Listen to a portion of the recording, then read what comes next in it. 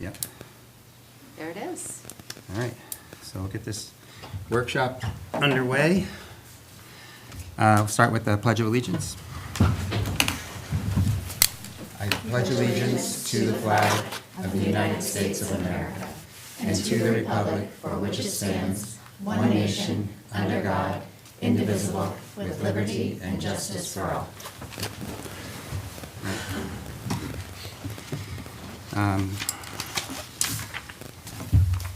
Anybody here with public comment? Okay. Then we'll move on to the agenda, which is number 1, strategic planning. So, I am excited after a couple of years of some really hard work and community input to present to you the final draft of the public-facing document of our strategic plan. You were given copies of this in a couple different iterations this summer and right before the start of school, but wanted to talk about it in public session a little bit. And we've also been asked to talk about this to City Council as well. So what you have in front of you is the document that we would like to put forth on the website for everyone to see what our work is going to be. I think it's important to talk through a couple of pieces of it. I'm not going to go through the content per se, because we did that this summer and everybody weighed in and we made all of those changes. But I want to talk a little bit about the document itself and the structure of it. So first, you will see we have our mission, vision, and core values.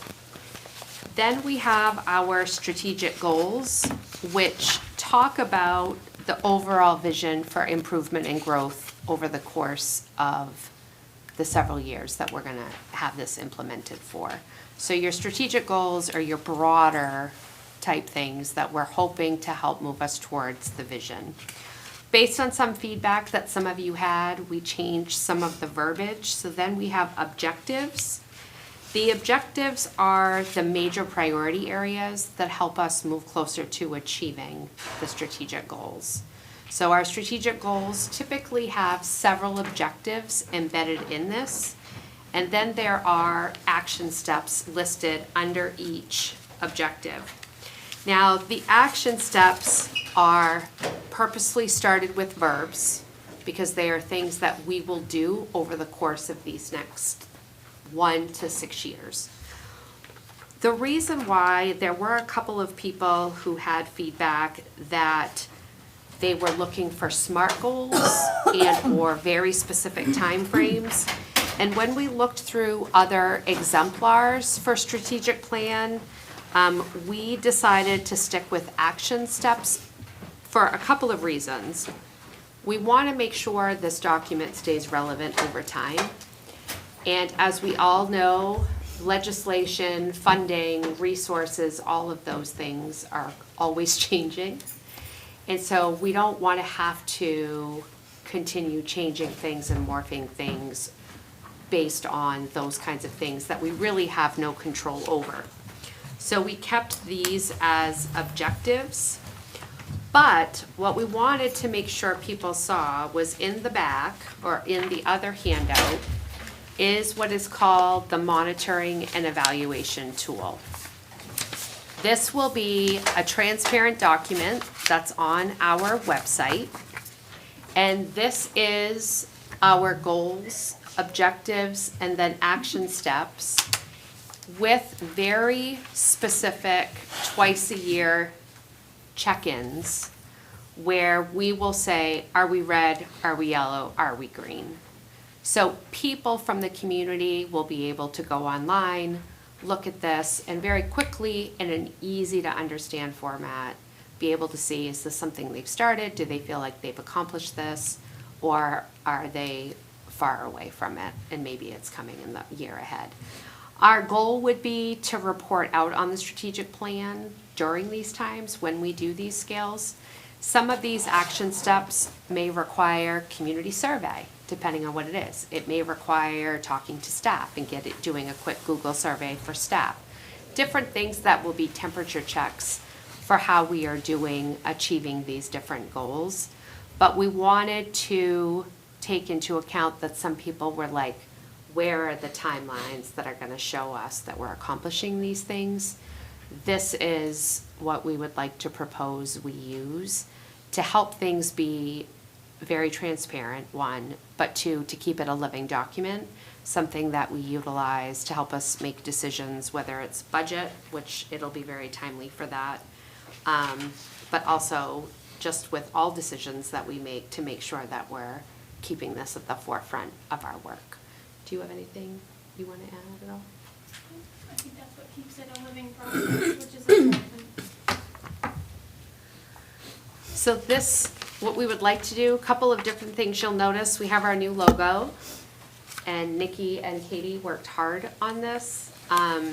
One of the things we really wanted to do was honor the tradition of the window from the Moore Center, which was, the Brian E. Moore School. But one of the things that we needed to do was clean it up a little bit, because if we wanted to use this to put on cups or screen print or different cry-cut things, it needed to be a little bit cleaner and not as many colors. So we changed the logo with the strategic plan. We thought it would be a good time. And we'd like to start branding everything we do. As you know, we've talked about the Ellsworth Way. We would change this at the same time so that everything is matching, including letterhead and everything that we put out for the school department. I have a quick question, more Yeah. relating to the logo than to, will there be changes to signage or anything like that? So And is that over in the budget time, a somewhere? lot of that would have budgetary implications. We very purposely hadn't ordered stuff for Avery Lane yet, waiting for this to be approved and finalized. Everything's in the queue and ready to go. We wanted to have this meeting and talk about it first, and then as long as everybody feels comfortable, we'd like to move forward. We've already started putting it on some things here and there, presentations, letterhead, to kind of get some feedback. But for us to go full born to change it, we wanted to wait until we That did was that what I was tonight. asking, is because I know that a lot of times if there's a rebranding, it's a big budget thing, so I just wanted Yes. to make the public, have the Yes. public have that information. That would be kind of a slow phase in. You'll see it on some things, but not everything right away. Perfect. Thank you. You're welcome. Any other comments, questions? I do love that this is gonna live on the website with the color coding. Like, Yes. I think that's really fantastic, because obviously we didn't have something like this with the last strategic plan, so. And it also gives us all a very clear picture of how close we are to the end of a current strategic plan Yes. to start working on. And of course, the overall goal is green. Yeah, But, as we know, things change, and we may not get there, and that's okay. But these are the things that we're trying to hope to accomplish to get us to our vision. I do want to take a moment and thank the people that worked in the committee. This was a ton of work over 2 years. So I do want to publicly thank Nikki Chan, Bill Tracy, Julia Berry, Mary Lowell, Laura Dyer, Brett Norwood, Kelly McKinney, Elizabeth Altieri, Holly Archer, and Tammy Moe, who at all different times and parts of the process contributed in some way, shape, or form. And to the community members, staff that provided input along the way, it was greatly appreciated, and is definitely something that we're working to do more and more of. So I wanted to make sure we publicly thanked them as well. and it was a really great experience. The whole thing was, you may not necessarily think that it would be fun, but it was fun, and it was a great, community building, I think, with members from all different areas of the community coming together to work on it. It was really Yeah, and I think us presenting to city council will be a nice tie-in with all the work they've done. It looks like they'll have me, hopefully, they're hoping to have me present at a council workshop in early November, Awesome. which will be timely for the new year, beginning of budget, so that they understand kind of the groundwork of what we're doing. So I think it'll work out nicely. All set? Work. Okay, Yes, thank you. Amazing. Okay, for the next section of the meeting, we are going to turn our attention to Katie Hollenbach.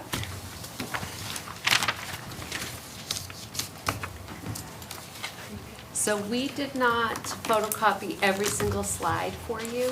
We did the highlights, and then you do have, you see, she's very technological. You have a QR code. You have a QR code, so you can see the full presentation at any time after she presents if you want to bring something back up. But we gave you the important documents, and you can direct your attention to the screen. Okay, so we just wanted to share a little bit about AI with you guys, and then again, there's lots more to explore. The top 2 QR codes on the screen and on your handout take you to some older AI presentations. Bill and I did one in 2023, which feels like a really long time ago. And then we just did one in August at our staff PD. So there's a couple other presentations that you can take a look at if you'd like. And then tonight's presentation. That's fun. We don't want to advance. Okay. So what is AI? So AI is a branch of computer science that's aimed at creating machines that mimic human intelligence. They're not perfect. They cannot actually think like humans, but it tries to mimic what we do. And there's a whole bunch of different types of AI, and some that you've seen more of than others. Like reactive AI is like your Alexa or Roomba, like things that are reacting to inputs that you give it without, like they don't learn from other things. Predictive, like Netflix or YouTube, like giving you examples of what you might want to watch next. And then generative, which is kind of what most people are really talking about when they're talking about AI, is a tool that takes content and creates new content based on what it has been trained on. So things like ChatGPT or Gemini, and there's probably a million other tools out there that all are kind of generative AI. And so kind of the philosophy that our stance we're taking as a school department we'd like to take is that AI is a tool. It's something that is here, that's been here, and that's not going away, and we need to learn how to use it and use it responsibly, and we need to teach our students how to use it and use it responsibly also. And so there's lots of different tools out there to help us. One website, teachai.org, has a lot of resources for how you can use AI in education, and then just things to like keep in mind and think about, like that you need to have a purpose in what you're using AI for. You want to adhere to your policies, and you want everyone to learn about AI so they can be literate in it. Balance and recognize the benefits and the negative effects of AI. Use AI with integrity, and maintain your human decision making and evaluate all of your results. Because AI is great and it's helpful, but not everything that comes out of it is accurate, and you need to use your critical thinking to evaluate that and to decide whether something is actually correct or not. So one of the things that we've been working on is coming up with some guidance for our teachers and students. And so one of the things in your packet is a draft of administrative guidelines for AI. And we're going to be bringing these to you at the October board meeting. But this is something that we really feel strongly that we need to have guidelines for what is acceptable and what's not acceptable for AI, but also it's got to be a living document because it's changing so rapidly. So we want to be able to come back to it and update it frequently, at least yearly, and but we want to show you this as well, and I'd love for you to obviously not read that now, but to take a look at it later and let us know if you have any feedback.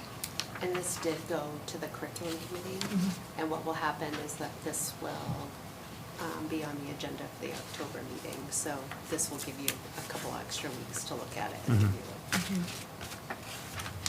And so along with the guidelines, we have found that some infographic type things we think would be helpful for our students and our teachers. And again, these are still a work in progress, but kind of laying out like what are some, it might be helpful for teachers to know like, okay, I just want my students to use AI basics. So the student's going to work with AI to design and create visual elements, but they're not going to use AI completely.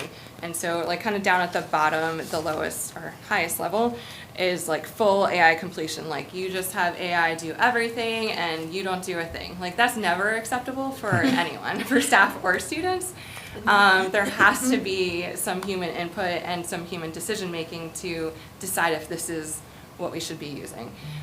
So like kind of the lower tier is like we do not think this is acceptable. And then you know, the yellow AI reliant step is like maybe this is okay, but you need to use a lot of judgment if you're not like it says it's rarely acceptable for student work if you're just having AI completely generate the content and you just prompt it to improve the output, but you're not actually editing or changing anything. We want our students to maybe use it maybe a little more in like the brainstorming, or maybe you are using it to write a whole paper and compare it to what your paper is, like an actual human written paper. Things like that might be a spot where you would use AI like that to see the differences, but I don't think that we would ever want our students just straight up using AI. That would be on the terms of plagiarism, and that's why we have our other policies for that. But these are a work in progress, and again, open to suggestions. Do you have a question? No, I was just going to mention that in the guidance that we have, it says that if kids are going to use it in any form, that they would give it the proper credit. Yes. Yeah. Yep. like Yeah. Proper attribution. Yep. So. Yeah, and that leads into Look at you, you read my mind. so, and I think this needs some work also, but I think it's going to be really helpful if we have some clear expectations for when do you cite and when do you not need to cite AI.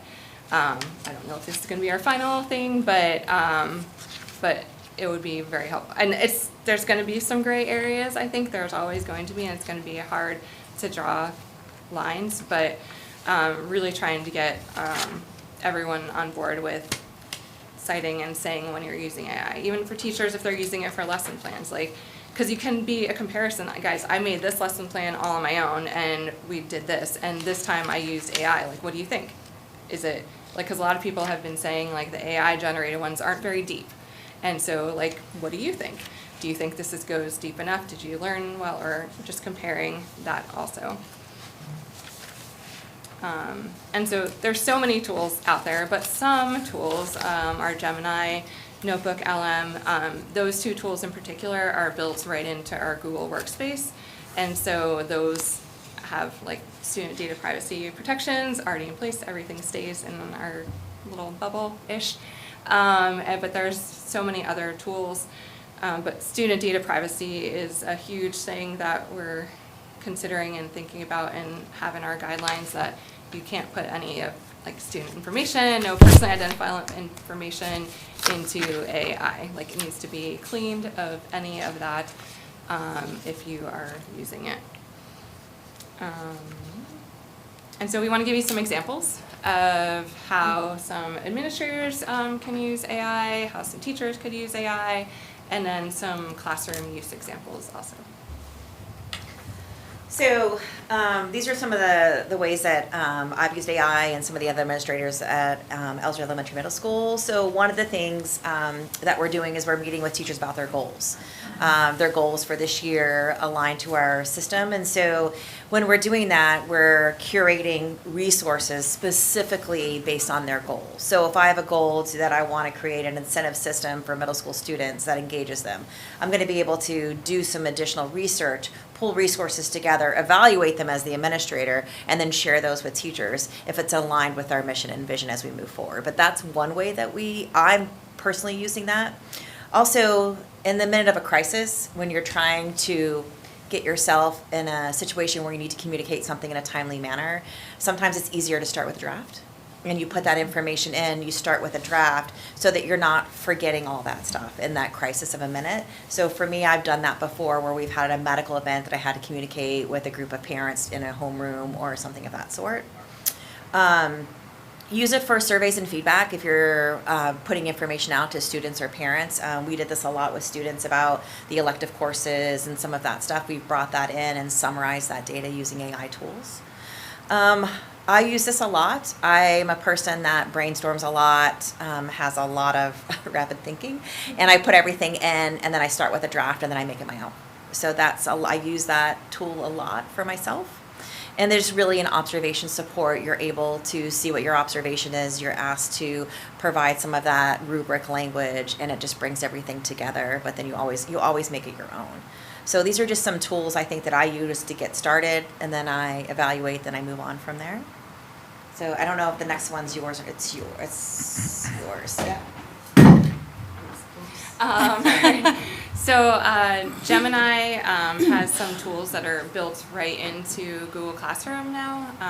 They rolled this out this summer, and so there's this whole page where you can outline a lesson plan, generate a quiz. You can just you could attach a PDF and it will generate a quiz, or attach your Google Doc or whatever, and or you can change the level of writing for students if you need to differentiate for either a higher or lower level. Lots of tools that are built right into Gemini. And then Notebook LM is another one, which is really fun to play with. It creates podcasts with and other things, but you can upload documents. Basically, you're making your own little, like, ChatGPT, your own little language model with whatever documents you upload. So you start a new notebook and you attach, like you could attach all of your chapters of reading, maybe for a unit. And then you could search and say, like, look for something in particular in that material, or it can create a study guide, or it can create a podcast based on whatever information you gave it. And so you could have kids either chat with the documents, or you could have audio summaries like a podcast, and students could listen to that and take notes. And it could summarize sources. It can do lots of things, and it's fun to play with. And also in the chat, it actually will create videos too. So it creates like a little mini slideshow with a voice talking over it too. And you can interact with the podcast also. So you can interrupt the hosts with questions. That's It's really kind of weird, but it's fun to play. So I added a couple of different things that I know that we're doing now in the classroom with AI. So one is really instructional materials. Teachers are creating exit tickets, quizzes, quick checks for understanding. They're doing draft worksheets, graphic organizers, guided notes, generating writing prompts, and discussion questions, and adapting text to different level of readings. I want to talk about that a little bit more because that's something that we're really doing, and I think that some of our teachers are really doing this well. You want students exposed to grade level material, but not all of our students can access that material in their ability to read. So for us to be able to cover the same material and content, so they're getting exposed to those concepts, but putting it in a language that's a little bit more simplified so that they're able to have success. That's really important as we're moving through this, and that's something I think that we're doing really well, especially in our team taught middle school classes, especially when we're doing our reading. So kids are talking about the same things and they're reading similar materials, but this one might be a little bit more language friendly for students that are struggling with that, and this one might be a little bit higher based on where you are. So it's a really great way for teachers to meet kids where they're at and move them forward, but still have discussions as a class. So you're not separating things totally. It's just something that's, I think that's a real benefit. We also have student support, so we talk about you can simplify complex text and not lose meaning, which is exactly what I'm talking about. It can also suggest enrichment activities or extensions for advanced learners. If you're covering this concept, someone's got a really good handle or grasp of that, and you want to do an enrichment activity, there's a way to do that so everything's still connected. And It can scaffold work for students, sentence starters, step-by-step guides for learning. We talk a lot in IEP and 5-4 meetings where you're chunking things out with deadlines and all of that. That can create a timeline for you where you're meeting with kids, this is due, this is due, this is due, and you're signing off so that kids have an easy to follow plan for that. And this is something that's easily accessible for teachers. And then, a few ways of using AI in the classroom. So our high school advisory has done an activity for the past couple of years where they go through talk about some ethical issues of AI and come up with their own acceptable use of AI for themselves. This is an example in a current events class last year. Juniors and seniors played the role of members of the U.S. national security, and they did a simulation of an international crisis where they were responding to North Korea, and North Korea's supreme leader was played by AI. And so they had a group of students who were national security, and then they had a president, and they would advise the president, and then they would put in whatever the president wanted to do into the AI, and then get a response. So they trained the AI to be whatever they felt a North Korean supreme leader would be, and had it act in that way. And so it was a really fun and engaging experience, and you never knew what would happen. So they really enjoyed that activity. In our English classes at the high school, they've learned about large language models, how they work, and done some critiques of AI's work. And they've battled AI in creative writing competition. Some other things that people have done there's a website called Teachable Machine that you can kind of build and play with AI to understand how it works. So you could put in, for example, two different types of pictures, like pictures of cats and pictures of dogs, and train it with which one is which. And then, so you put all your pictures in, and then you give it a new picture and say, what is this? You can do it with a bunch of different things, but that's one way to help to kind of understand what it's doing. And you could use it with story creation. One idea from another district was kindergarten students learning about Eric Carle books, and so having kindergartners write Eric Carle type stories, and then fifth graders using AI to generate Eric Carle type illustrations to go along with their stories. Lots of different things. And there's, again, lots more to learn. And just one book that I learned about at a conference was Co-Intelligence, and a quote from that book is, AI is the new literacy. If you ban it, you're preparing students, to students for a world that no longer exists. So we really want to prepare our students for the world that they're going to be living in, and the only way to do that is to teach them how to use it responsibly. And there's lots of stuff right here in Maine. UMaine has a new digital media whole section of a whole website that helps teachers learn about AI, and lots of good information on there. And that's all. Good job. Yes. Lots more to learn. Thank you. Yeah, for sure. Yes. Questions? I mean, sort of, because I'm techie stupid, throwing it right out there. So just a question on the, whether we think something's plagiarism when AI is only as good as the information you've given it, correct? So if you keep giving it information to get back out of it what you are looking for, is it plagiarism?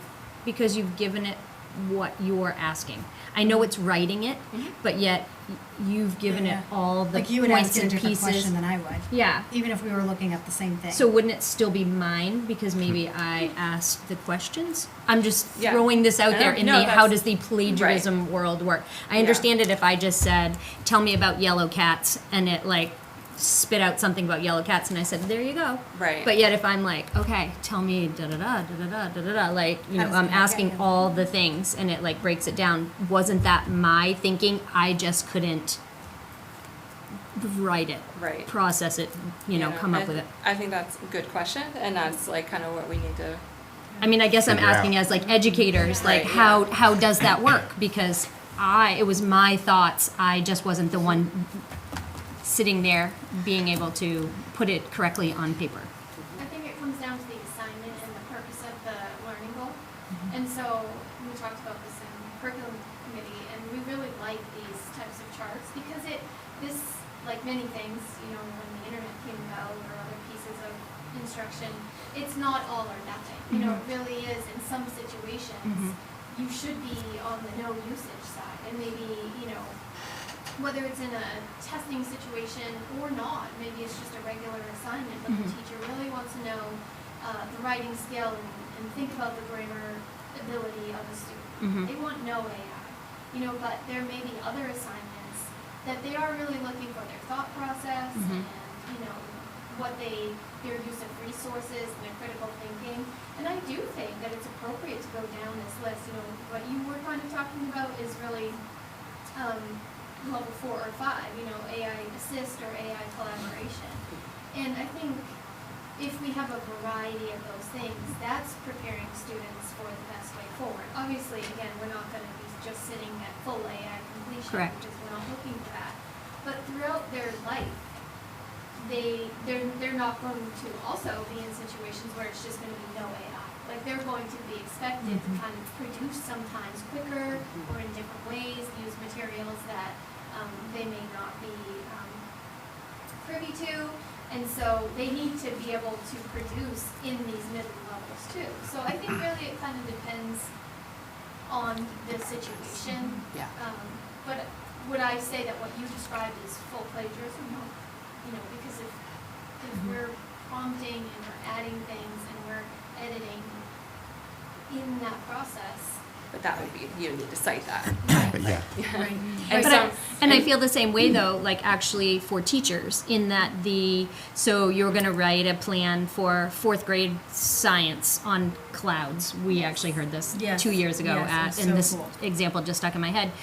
So we're gonna do a 4th grade science lesson on clouds, and so you say that, and then they're like, oh, and it comes back and he's like, Here's okay, 2 but sentences. my IQ group of this particular group of 4th graders isn't quite where this came. So then you kind of throw out your IQ range or whatever, and it gives you something else. Like, I think those things are okay if you ask me, because I mean that's like helping the teacher Yes. come up with those lesson plans that maybe was just too generalized Yes. to begin with. Yes. And same thing with lesson plans. Like if you throw that out there, for the whole week, and like, this is what I need you to help me with. Doesn't that save them time? Which is what all of you are looking for, which then helps you move on to the things that maybe you really need to put more attention into. I don't think it's a bad thing. It also offers that opportunity for you to have learners of all different levels in the same classroom, but still be challenged without the teacher having to create 5 different lessons Exactly. for those Yes. different levels. It's really, really very, it's really incredible, the things that it can do.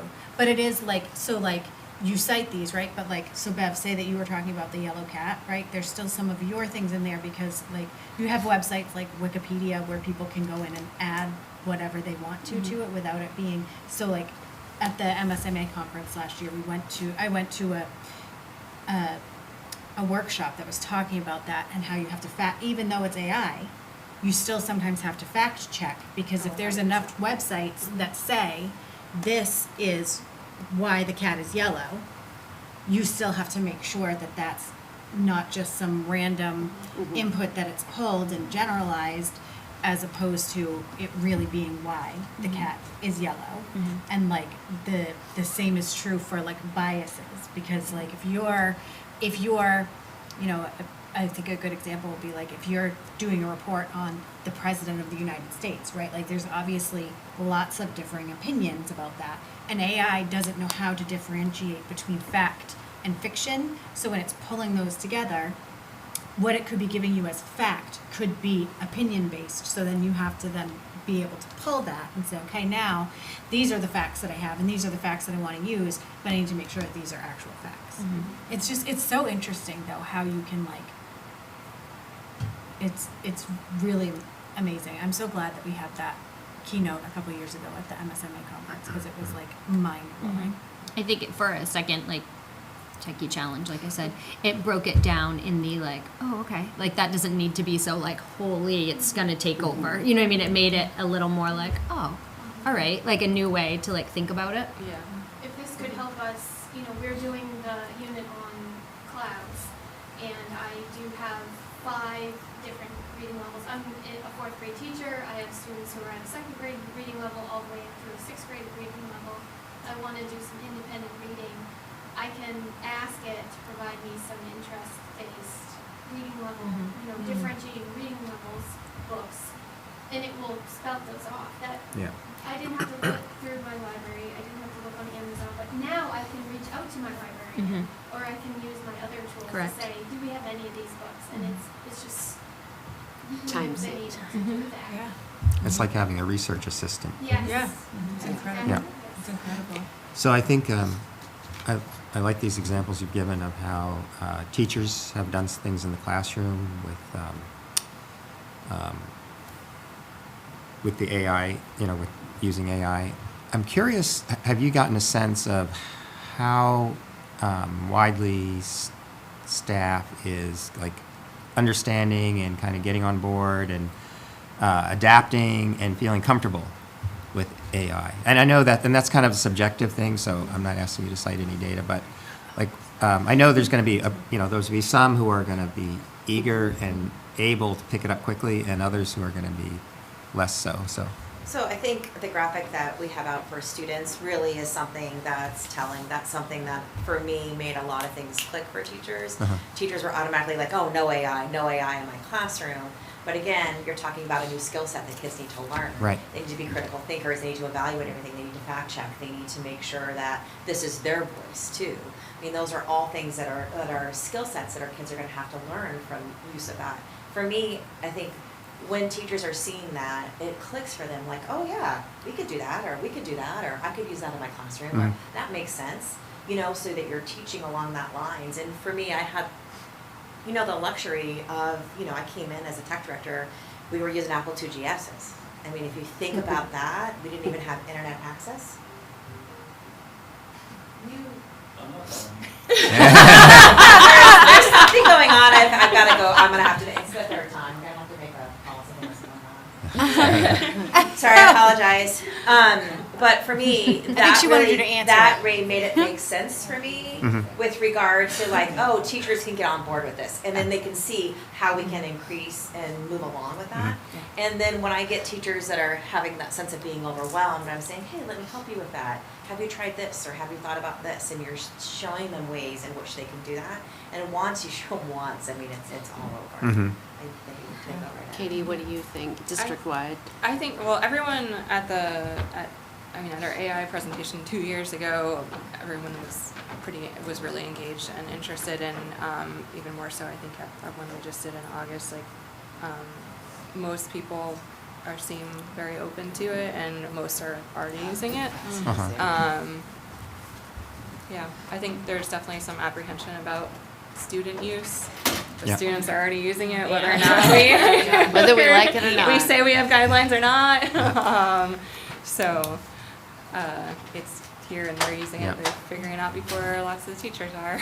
Well, and that was Well- part of that presentation too, was like we need to make sure that our students know how to ask questions of AI. Yeah. Because as they go out into the world, employers will be expecting people to use those, and the people who can communicate well with the artificial intelligence are the ones who will get the job, because they'll be able to do more work more efficiently Yep.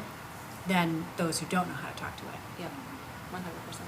I think it can help parents too, because Yeah. when your kids come home with problems that you don't know the answers Yeah. to, Oh my goodness. especially math. Yeah, it would have helped me with math. It can Yeah, right. help like In be a fifth grade. tutor, like the problem, and have it show you step by step how to do it. Like it's not always right, but there are lots of help in there too. Many parental things, like I think there's tons of prompts. Like I am a parent of a 1st grader, and they're struggling with reading. What are some things I can do at home to help support their skills? you know, it'll It'll give spit me tons stuff of out. ideas. Mhm. You know, I'd like to help my students, you know, practice math facts more, what might be some activities that we can do at home. You know, and it will just start, there's so many, I mean, the sky's the limit with prompts that you can do.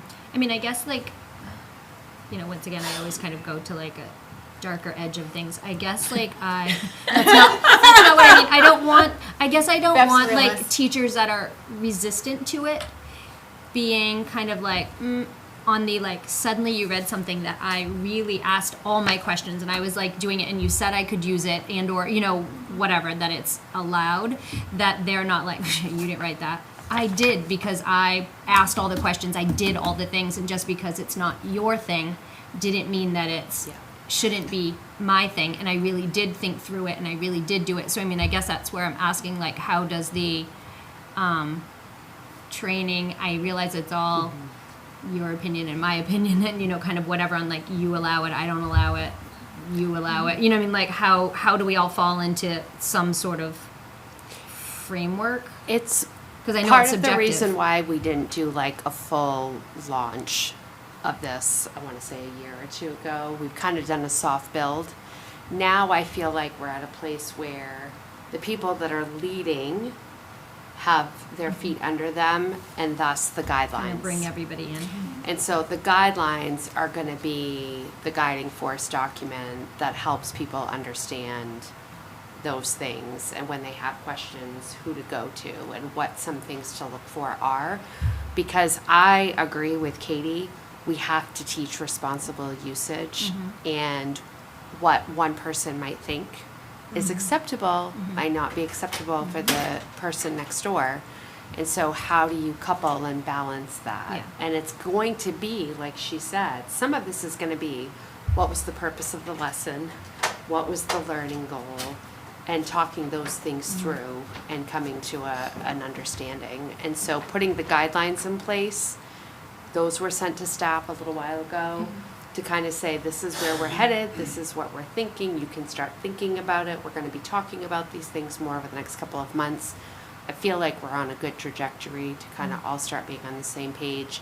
And Katie's done a good job, admin's done a good job starting to do PD to get people comfortable. And the more people see how it can help them, everybody always says they don't have enough time, right? So here are some time-saving tips to help you with your day-to-day. And as they get more comfortable, they're going to be more comfortable with their students using it too, if they're getting more used to it also. It's going to all come together. So, yeah. There's kind also of where nothing we're at. saying that a specific, like if you're an educator who is like not on board with it, there's nothing saying that you need to allow that in your class. Doesn't mean that students won't potentially still No, use but there it has here to or be there, some but there's not, cohesiveness, like- because if you're letting it Yes. be used and then I'm not, and then the kids are like that, Yeah. that just Yeah. creates way too much turmoil that we don't need. I think Like, that's where the guidelines come in. I do think that some people have said, I don't dare to use this in my class or allow it in my class because I don't know what the district stance is, or I don't know what Yeah. is appropriate and what is not. And so we plan on kind of going to, you know, staff meetings or PLCs to talk through this. Talk through it. And I think beyond just a document with a lot of information, these will really be helpful. Yeah. To kind of say, you know, again, it's not all or nothing. And whether you're somebody that's comfortable or not, maybe, you know, try to differentiate what you're asking for or what you're looking for. And even if you're somebody that's fully against it, maybe we can start trying, you know, level 2 or 3, and what might that look like in your classroom, and try to communicate that with students. I mean, they will see this and be able to say, like, I know that, you know, level 7 full AA completion is not allowed. And so if my teacher is saying it's okay to work with, you know, level 3 in this assignment, then I hopefully as a student would be able to advocate. If somebody said, you know, plagiarism 0, no, you didn't do this, I would hope that students would have the opportunity to say, well, you know, you did kind of talk about the ability for me to kind of be at this level, and so here's what I did in my process. Which is another skill set Exactly. that people are going to need as they get older and move into jobs. Well, and the reality is, students going to college, they're using this, like right out of the gate. And Absolutely. businesses are using it. Like, we are doing students a disservice if we don't allow for usage of this and figuring this out. So sort of what grade levels does this sort of allow to start to be started? Yeah, Because and I that's- fully believe in like your own reading and writing and thinking and, you know, your own verbiage on paper and, you know, and Yeah. things like that. Like A lot That's of the just me. tools are 13 and over, but I think that's something that we need to decide as a district what we're going to. Yeah. yeah, allow. I mean, I do think they need to learn to write their own before we let Yeah. them Oh, access absolutely. new tools. Yeah. Well, thank you. This was just kind of a introductory Yep. information. We wanted you to have some background knowledge before we came to the October meeting with the full guideline document. So it gives you some time to review and digest. I want to thank Katie and April, who worked hard on the presentation and put this together also, so thank you. Yeah, Thanks, thank you. ladies. Thank you. I like the title of this, AI in Education, the Ellsworth Way. I think it's a good way to put it. All right. Well, That's our agenda. that is, so, Thank you, everyone. thank you.